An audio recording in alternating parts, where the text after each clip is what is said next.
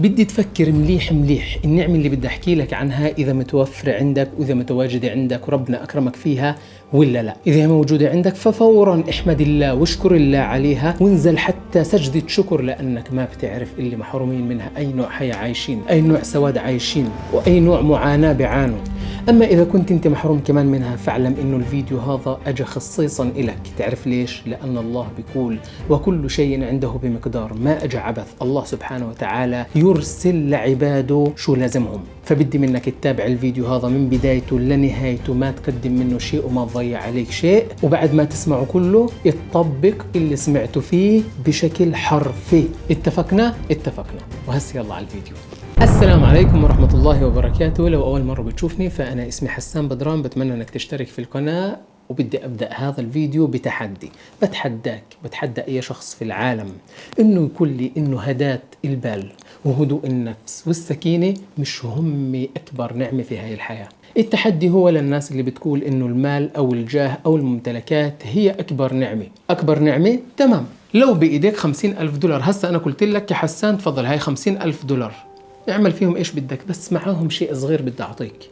راح اعطيك مرض الوسواس القهري، راح اعطيك مرض نفسي اسمه الاكتئاب، راح اعطيك العصبية الجنونية. تفضل هاي 50,000 دولار، هاي 100,000 دولار، ايش بتقدر تعمل؟ ولا شيء. فكر، مال وجاه واملاك مع مرض نفسي، ولا شيء. عارف ليه؟ لانك راح تشوف كل شيء سواد. مليون دولار ايش؟ بيت، سيارة، مزرعة، رحلات، ايش ممكن نجيب؟ كثير اشياء. الأشياء كلها والممتلكات كلها في وجود عصبية، وسواس، شكوك، ظنون، تعب نفسي ما إلها قيمة.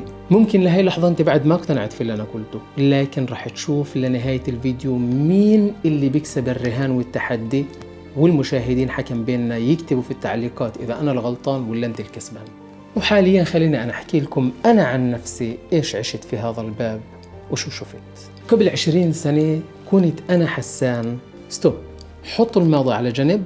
خليني أحكي لك قبل شهور أنا واحدة من خواتي في البيت إيش سمعتها بتقول لأمي على ما أظن أو لواحدة من خواتي الثانيات: حسان إيش الهدوء اللي هو فيه؟ هادي هيك مطفي، إيش حتى صوته هادي، إيش هذا؟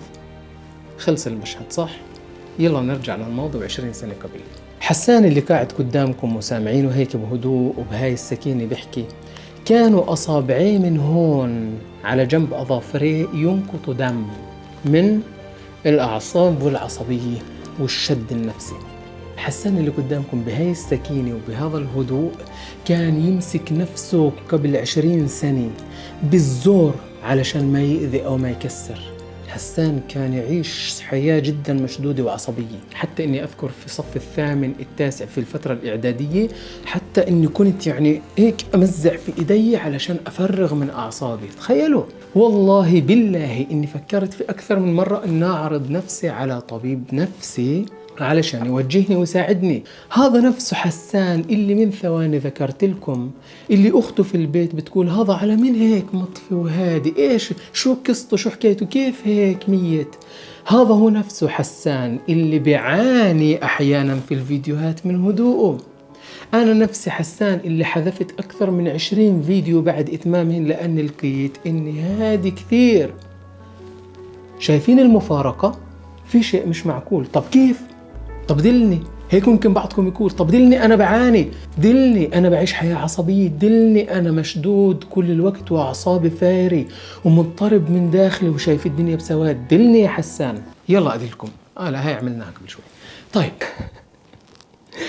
شوفوا، راح أرجع فيكم أنا للفترة تبعت قبل 20 سنة، الفترة العصبية. الله سبحانه وتعالى مثل ما ساقكم تدخلوا هذا الفيديو ساقني لشات. عارفين إيش يعني شات؟ هاي المحادثات والدردشات والهيك. طبعا هذيك الفترة كنت أنا يعني لا شغل ولا عمل ولا شيء في حياتي، وطبعا أنا ذاكر هذا الشيء في فيديو التوكل على الله، بإمكانكم تدخلوا وتشاهدوا. طبعا دخلت على الشات من شخص لشخص، من هذا لهذا. فجأة في دكتورة اسمها بسمة، دكتورة بسمة من مصر تعيش في فرنسا. دخلت: السلام عليكم، كيف الحال؟ أنا حسان من فلسطين. أهلا يا حسان. حكي مثل هيك.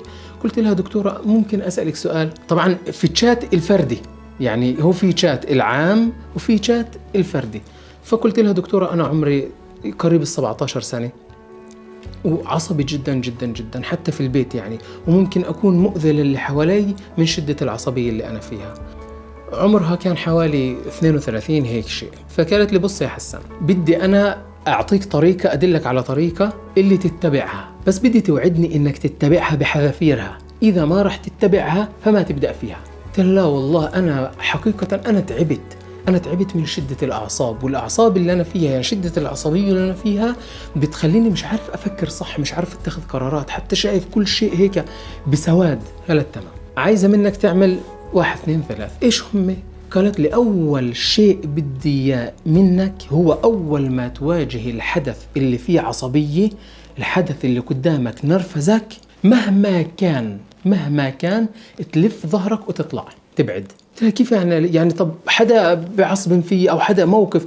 قالت لي مباشرة تلف وتبتعد، خلاص كأنه مش موجود مهما كان. قلت لها ماشي. قالت لي والشيء الثاني تقرأ صفحة من القرآن. فقلت لها أنا يعني بقرأ من حين لآخر. قالت لا أنا بدي منك تقرأ صفحة من القرآن وأذنك تسمع فمك. يعني شو بتقرأ لازم أنت تسمع، يعني ما تقرأ هيك مثلا رسول بما أنزل إليه من ربه، آمن الرسول بما أنزل إليه من ربه والمؤمنون كل آمن بالله. بدي منك تقرأ هيك تسمع، بدي أذنك تنقل لدماغك اللي أنت بتقرأه.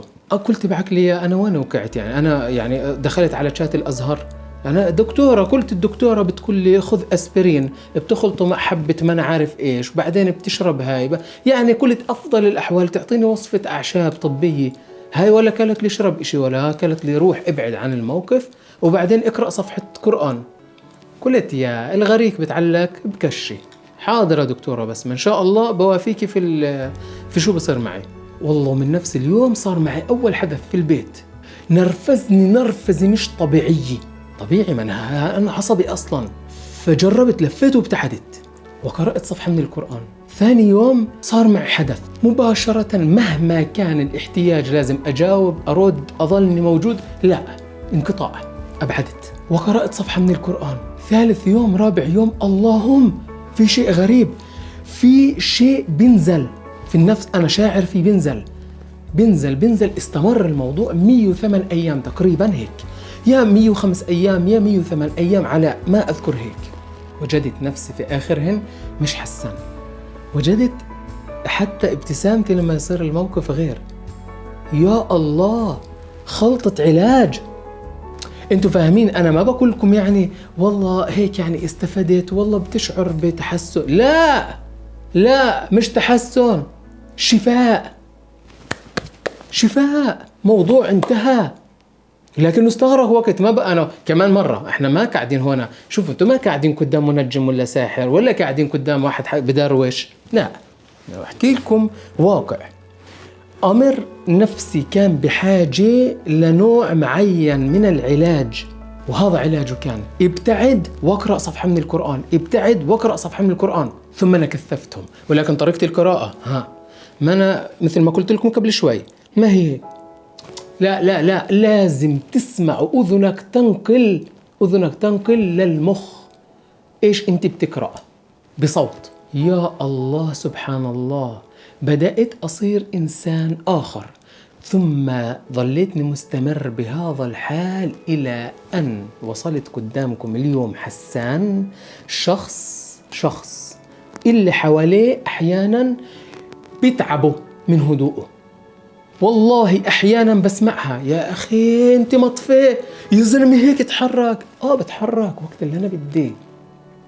اللي أنا بدي، مش المواقف بتحركني، مش مثل أول. ليش هذول يصيروا دم؟ ليش من الأعصاب؟ ليه عادي. شيء أنا هسه بدي أقوله، أنا ما محضر ولا جايب بالي كان، لكن بدي أقوله للفائدة، وأنا مبيت العزم ومبيت النية معاكم. كل شيء في حياتي ممكن أقوله ويقدم فائدة بإذن الله تعالى راح أقوله، وما راح أعمل خصوصيات هيك ولا هيك. بدنا نحكي، بدنا نستفيد. الحياة قصيرة، إذا ما فتكم وفتوا غيركم والله قصيرة، إلا نموت وحياني وخسارة على اللي احنا عايشينه. هذا تحدي اللي بدي أقوله، هذا الختام، هاي الضرب القاضي اللي بدي أضربها للناس اللي بعدها مش مقتنعة إنه الهدوء النفسي والسكينة هي رأس المال وهي النعمة الأصلية وهي أفضل شيء في الحياة. اللي بعده بكل سيارة واللي بكل رحلة واللي بكل مال. أنا هسه بدي أقول لك، قبل سنوات شايفين المشاهد اللي هسه قدامكم بتشوفوها؟ هاي أنا صورتها قبل كم سنة، 4 سنوات. سافرت على جزر المالديف، جنة، انتوا شايفين جنة صح؟ طب اقسم بالله انه اللي انتوا هسه شايفينه انا ما شفته. الله كيف يعني؟ ساعة بتقول انا صورتهم، ساعة بتقول هذول انا ما شفتهم. مش بدك تلخبط مخنا؟ لا والله يا صاحبي، اقسم بالله العظيم ما بدي الخبط مخك، ولكني اللي انت شايفه انا صورته وما شفته. كيف؟ انا نزلت في جزر المالديف، من اول ما خبطت هناك أجا خبر عندي من الشركة إنه 25 تذكرة طيران كانت الشركة حاجزتهم لفريق تايكواندو، فريق كاراتيه، شيء مثل هيك، على دولة أوروبية في مسابقة دولية. وهاي التذاكر ضايل علشان تطلع الطيارة أسبوع، ولكن تم إلغاء رحلة الطيران. في إمكان توصلوا، ولكن عن طريق كونكشنات وعن طريق نزول في دول ثانية، وممكن ما يروحوا المجموعة وتروح عليهم البطولة. الفريق ما بيعرف طيران، ما بيعرف شركات، بيعرف شيء واحد، الشركة اللي حجز من خلالها مجبورة توصله لأنه دفع وأخذ التذاكر. إلغاء مش إلغاء ما بيعرف. مدير الشركة مين؟ أنا. طبيعي جدا انت في المالديف في الهونولولو ما بهم، مجبور تحلها. وهاي ال5 أيام اللي أنا فيها في المالديف كلها على الميل واتصالات وعلى شركة الطيران وتدبير شركة طيران ثانية واللي حكي مع مسؤول الفريق، و5 أيام ما بعرف كيف مضوا. أنا أفتح اللابتوب وأنا قاعد برا مثل ما أنتم شايفين، هاي المناظر قدامي لكن ما لي علاقة فيها. حتى لو أني سكرت اللابتوب وطلعت على المناظر هيك أنا ما شايفها، أنا عكلف في الكارثة الموجودة حالياً. شفت؟ هاي أجمل بقعة في العالم. جبت لك مثال حي، أجمل، ما في أجمل، كلش في أجمل بقعة في العالم. أنا موجود فيها، اللي قدامكم شخصيا حسان مش صديق إلي حكالي، أنا موجود فيها ومش شايفها. أقسم بالله لا شفت هذا الإزرق اللي انتو شايفينه ولا عارف عنه. نفسية، إذا النفسية مش شغالة صح، لا فيك ولا في مال ولا في رحلة ولا في شيء. بدي منك تكون مقتنع إنه 50% عملي بإيديك وجريك بتبعد، و50% عقدي، شيء أنت بتعتقده ومتأكد منه، ألا وهو القرآن. الله سبحانه وتعالى بيقول، ولما الله سبحانه وتعالى بيقول ما بظللنا كلام: الذين آمنوا وتطمئن قلوبهم بذكر الله، ألا بذكر الله تطمئن القلوب. ألا بذكر الله تطمئن القلوب، ألا بالقرآن. طيب شوف الله سبحانه وتعالى إيش بيقول، بنادي يا أيها الناس، يعني إحنا اسمع: يا أيها الناس قد جاءتكم موعظة من ربكم. القرآن موعظة، طيب يا رب وإيش كمان؟ صح إحنا عارفين القرآن موعظة وتعاليم، وإيش؟ يا أيها الناس قد جاءتكم موعظة من ربكم وشفاء. انتبه، مش ودواء، لأنه الدواء ممكن يصيب ممكن لا، التداوي ممكن ينجح ممكن لا. من السطر الأخير شفاء، هو شفاء لما في الصدور. إيش في الصدور؟ القلب، يعني النفسية. يعني شوف الآية واضحة، الله سبحانه وتعالى بيقول يا أيها الناس قد جاءتكم موعظة من ربكم وشفاء لوين؟ لإيش؟ لما في الصدور، قلب، النفسية. هو شفاء لما في الصدور وهدى ورحمة للمؤمنين. صدق الله العظيم. أصدقائي، طولت عليكم إن شاء الله إني ما طولت، بس والله الموضوع للفائدة. بتمنى من القصة اللي حكيت لكم عنها اللي أنا بنفسي عشتها إنكم تستفيدوا وتطبقوها، وبإذن الله تعالى ما تشوفوا شر. انتظروني في فيديوهات ثانية، تنسونيش من دعواتكم. السلام عليكم.